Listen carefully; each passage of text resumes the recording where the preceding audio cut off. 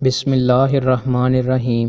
رسول اللہ صلی اللہ علیہ وآلہ وسلم نے ارشاد فرمایا، جب مسلمان یا مومن بندہ وضو کرتا ہے اور وہ اپنا چہرہ دھوتا ہے تو آنکھوں کے دیکھنے سے ہونے والی تمام خطائیں پانی کے ساتھ یا پانی کے آخری قطرے کے ساتھ اس کے چہرے سے نکل جاتی ہیں۔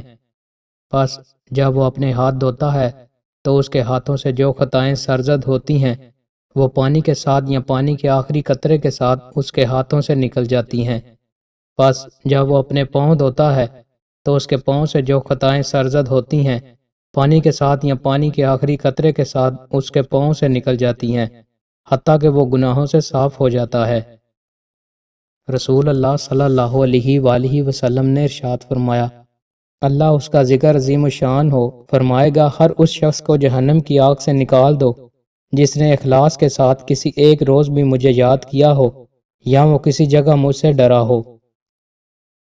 رسول اللہ صلی اللہ علیہ وآلہ وسلم نے ارشاد فرمایا، جو شخص عدم توجہ کی بنا پر 3 جمعے چھوڑے تو اللہ تعالیٰ اس کے دل پر مہر لگا دیتا ہے۔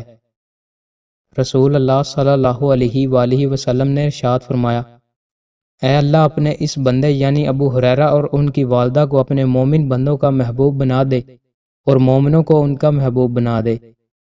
رسول اللہ صلی اللہ علیہ وآلہ وسلم نے ارشاد فرمایا، جب اللہ تعالیٰ کسی بندے کی روح کسی علاقے میں قبض کرنا چاہے تو اس علاقے میں اس کے لیے کوئی ضرورت حاجت پیدا کر دیتا ہے۔